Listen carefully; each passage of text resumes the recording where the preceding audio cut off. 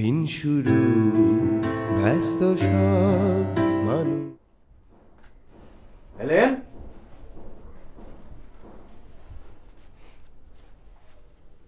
এই হেলেন, আরে কি আশ্চর্য! কি হয়েছে? আরে তোমার আসতে এত দেরি হলো? তুমি ডাকলে আর আমি তো আসলাম। জাকিয়া কোথায়? বাসায়। তোমার কি হয়েছে? তুমি এত রেগে আছো কেন? কিছু হয়নি, আমি অবাক হচ্ছি, অবাক। আমার ছোট ভাই সোহেল আমার মুখে মুখে এতগুলো কথা বলতে পারলো। ও বলছে বিথুনে বাড়ি থেকে চলে যাওয়ার পেছনে নাকি আমি দায়ী।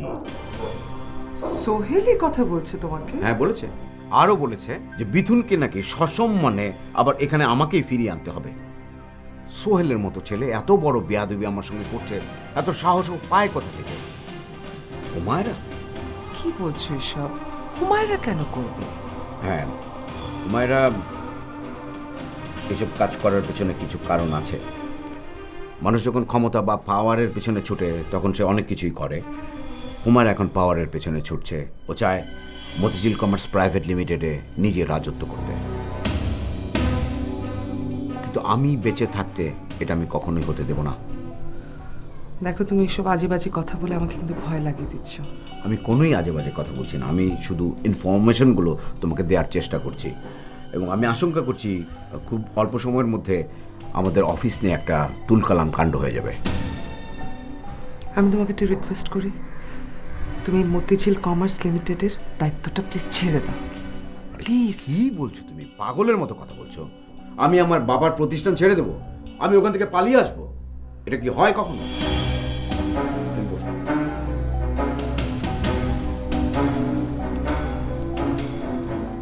আমার জন্য একটা কাজ করে দিতে হবে তোমাকে। কি কাজ? কাজটা তেমন কিছুই না। তুমি তো বেশিরভাগ সময় বাড়িতেই থাকো, তোমার একটু হুমায়রার দিকে নজর রাখতে হবে। ওকে, আমি জানি যে এই কাজটা করতে তোমার রুচিতে বাঁধবে, কিন্তু হয় না যে অনেক সময় ইচ্ছার বিরুদ্ধে অনেক কাজ করতে হয় মানুষের। এটা সেরকমই একটা কাজ। তো কি করতে হবে আমাকে? হুমায়রার দিকে তোমার নজর রাখতে হবে। আই মিন টু সে যে এই বাড়িতে ওর কাছে কারা কারা আসে, ও কাদের সাথে যোগাযোগ করে, এগুলো একটু খেয়াল করতে হবে। এবং কোনোভাবে হুমায়রা যেন এটা টের না পায়, ওরকম কিছু দেখলে তুমি সাথে সাথে আমাকে ফোন করে জানাবে। That's it. ওকে। বড় সাহস।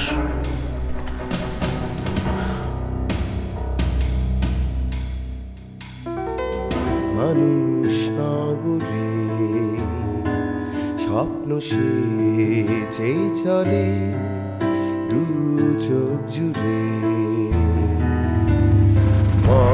মহারথী কেউ আর কেউ সাধারণ, উত্থান আর পতনের যুদ্ধ চলে। রাতে দিনে রং বদলানো হাজার মানুষের চাওয়া পাওয়া মতিঝিল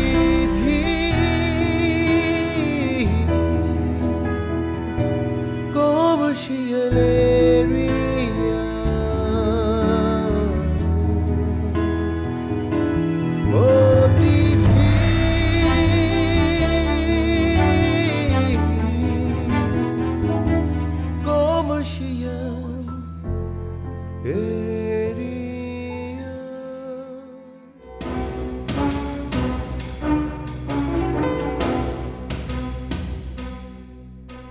হ্যাঁ জন, আচ্ছা ঠিক আছে, আমি আসছি। তুমি আপাতত দেখো, আমি আসছি। ওকে।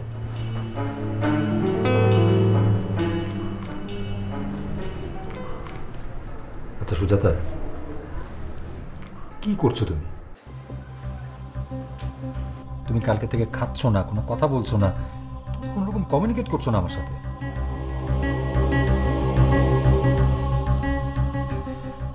তোমাকে এত বোঝানোর চেষ্টা করলাম, তুমি যেটা দেখেছো এর বাইরেও তো কিছু থাকতে পারে। কথাটা বোঝার চেষ্টা করো আমার। তুমি তো আমাকে বলবে তুমি কি ভাবছো।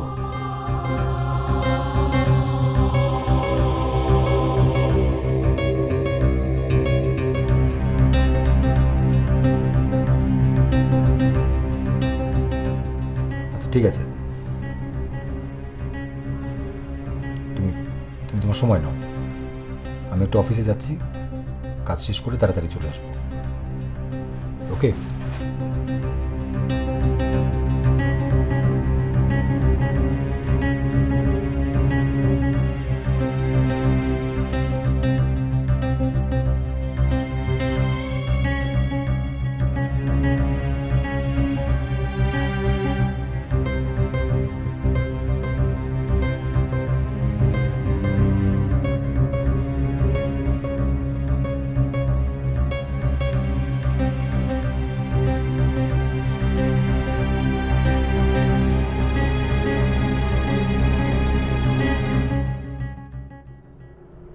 সেটা সম্ভব না ভাবি।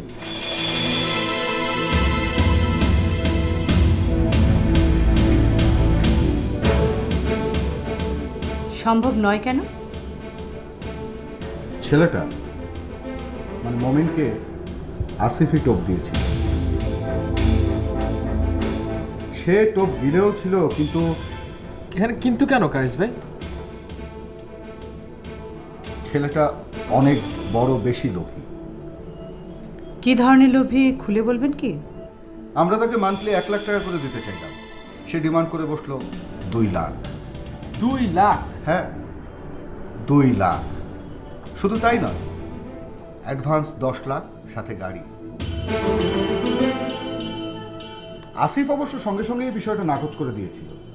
তুলা ভাই ঠিকই করেছিল। না, ঠিক করেনি। কেন ঠিক করেনি আমি খুলে বলছি। ছেলেটা তার ভবিষ্যৎ নিরাপত্তার কথা ভেবে অনেক টাকা ডিমান্ড করতেই পারে। নদী এন্টারপ্রাইজের জন্য অনেক বড় একটা রিস্ক নিচ্ছে সে। আপনি কি বলেন কাছে? কিছু মনে করবেন না ভাবি, আমি মমিনের বিষয়ে আপনার সঙ্গে কথা বলতে চাই না। কায়েস ভাই আপনি আবারও কেমন যেন সব কনফিউজ করে দিচ্ছেন। কনফিউশনের কিছু নেই।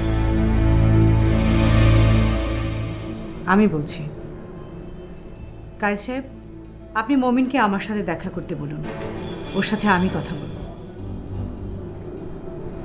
ঠিক আছে, আমি সে ব্যবস্থা করছি। তবে ভাবি আমি একটা কথা বলতে চাই। বলি? বলুন।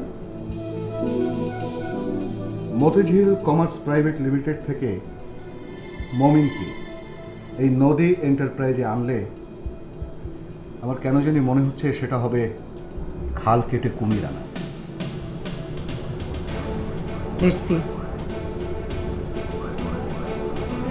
আমি এটা শেষ দেখতে চাই।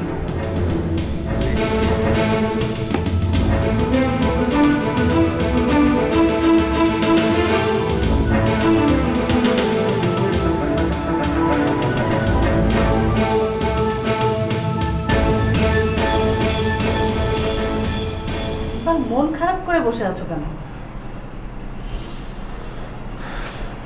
কি করবো বলো?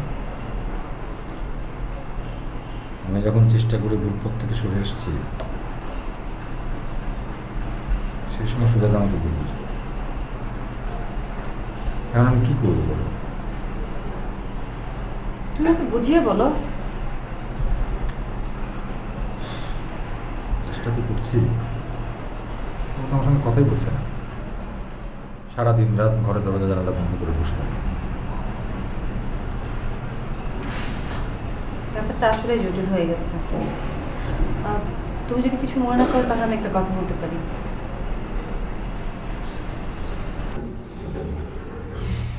বলো।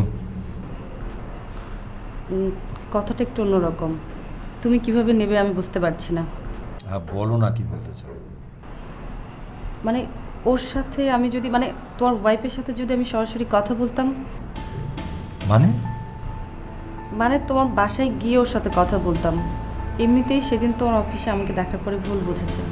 অবশ্য ওর জায়গায় আমি থাকলেও বিষয়টা ভুল বুঝতাম, তাই আমি চাচ্ছি ওর সাথে সামনাসামনি কথা বলে ব্যাপারটা স্বাভাবিক করতে। ভালোই বলছো, ভালো বলছো। তাহলে চলো। আরে বসো।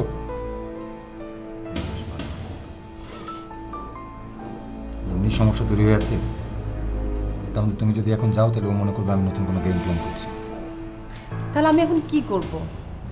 আমাদের রিলেশনশিপটা আগে থেকেই কমপ্লিকেটেড ছিল, তুমি আসায় কমপ্লিকেটেড অ্যাগ্রিগেট করছে, এই যা, বেশি কিছু না। আমি আসলে আমার নিজের কাছে নিজেকে খুব অপরাধী মনে হচ্ছে। আরে দূর, বাদ দাও তো এখন এগুলো, চলো যাই। কোথায়? চলো লাঞ্চ করে আসি। ওকে চলো।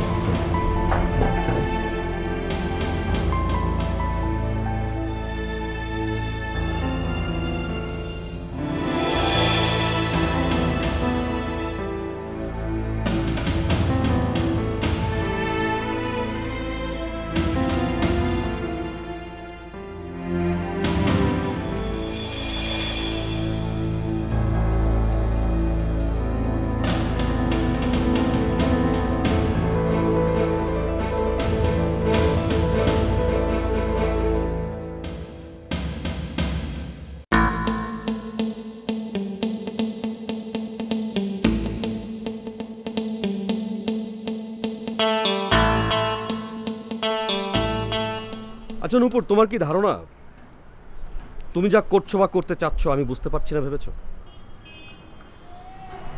আপনি কি বলতে চাচ্ছেন? আমি তো হিব্রু ভাষায় কথা বলছি না, আমি বাংলা ভাষায় কথা বলছি। তুমি বুঝতে পারছো না আমি কি বলছি? তুমি আমাকে চেনো না বা চিনবার চেষ্টা করছো না। যখন তুমি চিনবে তোমার কিচ্ছু করার সময় থাকবে না। আমি আসলেই বুঝতে পারছি না আপনি কি বলতে চাচ্ছেন। তুমি কি তোমার অ্যাসাইনমেন্ট ঠিকঠাক মতো করছো? আমার অ্যাসাইনমেন্ট আমি অবশ্যই ঠিকভাবে করছি। তুমি তোমার অ্যাসাইনমেন্ট অবশ্যই ঠিকঠাক মতো পালন করছো, তবে একটু বেশি করে ফেলছো। মানে? তুমি সোহেলের দিকে হাত বাড়িয়েছো। সোহেল আমার বান্ধবীর হাজব্যান্ড। সোহেলের ফ্যামিলি ব্যাকগ্রাউন্ড সম্পর্কে তোমার কোনো ধারণা আছে? তোমার হাত একদম কেটে ফেলবে। আপনি আমাকে এভাবে বলতে পারেন না। You shut up. এই কে ওখানে?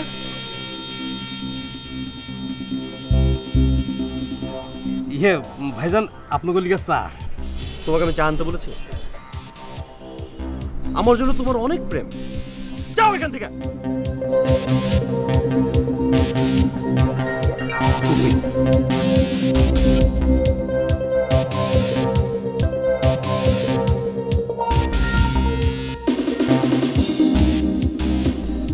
এই লোকটার আচার আচরণ আমার কাছে খুবই বিরক্তিকর আর সন্দেহজনক মনে হচ্ছে। কেন? সে সারাক্ষণ কি যেন খুঁজে বেড়াচ্ছে। তুমি আসলে নিজে একটা সন্দেহ প্রবণ, তাই যাকে তাকে তোমার সন্দেহ হয়। রাস্তার একটা মেয়ে, তার আবার সন্দেহ।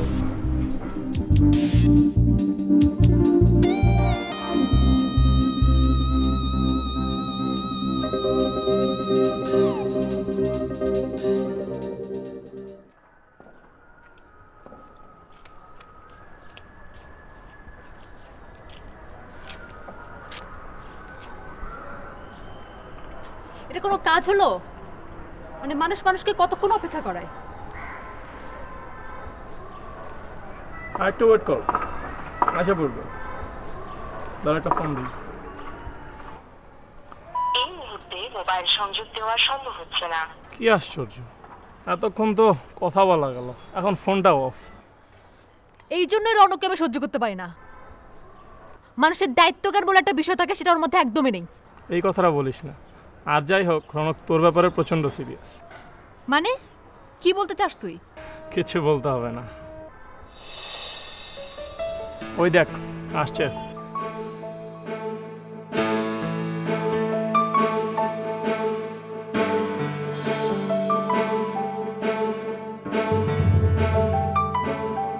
সরি, একটু দেরি হয়ে গেল, কিন্তু অনেকক্ষণ থেকে দরজায় নক করছিলাম, কারো সাড়া না পেয়ে ছাদে চলে এলাম। তুই কি রাগ করেছিস? তোর ফোন বন্ধ কেন? আরে বেটা, ফোন অফ না, এই নেটওয়ার্কের প্রবলেম ছিল। আপনার সঙ্গে তো রাগ করার কিছু নেই, তাই না? আপনি বলবেন 3টার সময় আসবেন, তারপর আপনি 45 মিনিট লেট করে আসবেন। আপনার সঙ্গে রাগ করা যায় বলেন? আপনার সঙ্গে রাগ করার তো কিছু নাই। আর তোর উপর রাগ করার দায়িত্ব তো শুধু আমারই। ওকে তোর উপর রাগ করতে পারে? হ্যাঁ, এই কি বলতে চাস তুই? সীমা শোন, তুই কেবল জ্বর থেকে উঠবি, আর একদম রাগ করবি না, ওইসব রাগটার থেকে একদম মানায় না। চল বাসায় যাই, খুব ক্ষুধা পেয়েছে, কি রান্না করেছিস খাবো, চল। টেবিলে খাবার দিয়ে আছে, গিয়ে খেয়ে নাও।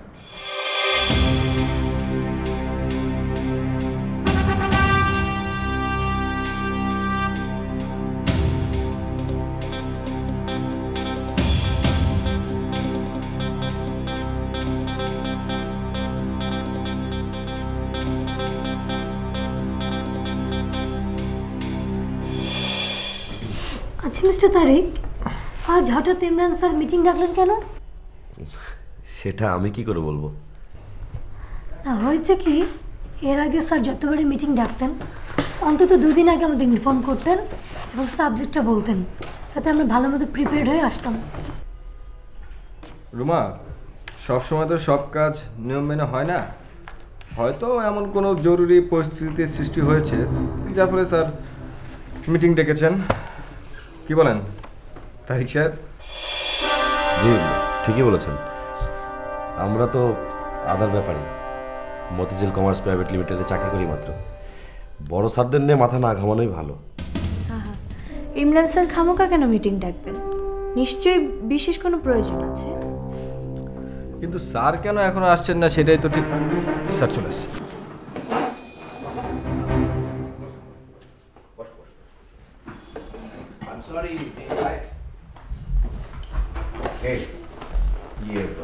জলিল আঙ্কেল কোথায়? উনি আসেননি? স্যার জলিল স্যার তো এখনো আসেননি। কেন? উনি তো জানে আজকে মিটিং, আমি সকালে ওনাকে ফোন করেছিলাম, তো উনি আসেননি যে? আপনি যেহেতু ওনাকে সকালে ফোনে জানিয়েছেন আর এখনও উনি আসেননি, আমরা তাহলে স্যার ওনাকে বাদ দিয়েই মিটিংটা শুরু করতে পারি। এর আগেও স্যার কিন্তু আমরা এভাবে করেছি, ওনাকে বাদ দিয়েই। হ্যাঁ, তা আমরা করেছি, কিন্তু আজকের মিটিংটা তো বেসিক্যালি ওনাকে নিয়েই। ওনাকে নিয়েই মিটিং? ইয়েস স্যার, আজকে এই মিটিংয়ের এজেন্ডা মিস্টার জলিল আকন্দকে নিয়ে। রবিন, তুমি কি কাইন্ডলি তোমার ফাইন্ডিংসটা বলবে? স্যার আমার একটু অবাকই হয়েছে। মানে বাড়িধারাতে 92 পার্ক এভিনিউ এরকম কোনো ঠিকানা তুমি খুঁজে পাওনি, তাই তো? রাইট স্যার, বাড়িধারা এলাকায় পার্ক এভিনিউ নামে কোনো রাস্তাই নেই, আর 92 পার্ক এভিনিউ তো অনেক পরের কথা। Okay, mister Ali Ahmed, 92 Park Avenue Baridhara, এ বিষয়ে তোমার কি বক্তব্য? Park Avenue 92? না স্যার, আমি তো এই ঠিকানাটা প্রথমবারের মতো জানলাম স্যার।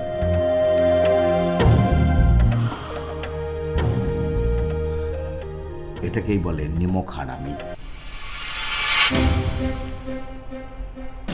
কোন 92 পার্ক এভিনিউ বাড়িধারা, এই বিষয়টা একটু আলী আহমেদের নলেজে দাও তো, একটু মনে করিয়ে দাও। 3 বছর আগে Motijheel Commerce Private Limited Rana এন্টারপ্রাইজের সাথে যে 100 কোটি টাকার লেনদেন করেছিল, তাতে রানা এন্টারপ্রাইজের ঠিকানা ছিল বাড়িধারা 92 পার্ক এভিনিউ, কিন্তু রবিনকে পাঠিয়ে জানা গেছে 92 পার্ক এভিনিউ নামে বাড়িধারায় কোনো রাস্তাই নেই।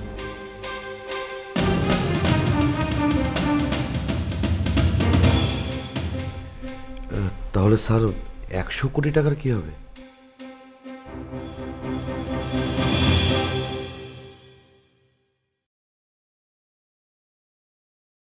রাতে দিনে রং বদলানো, হাজার মানুষ মানুষের চাওয়া পাওয়া অতিথি কমার্শিয়াল এরিয়া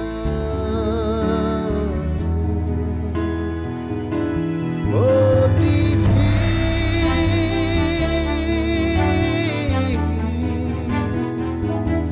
কমার্শিয়াল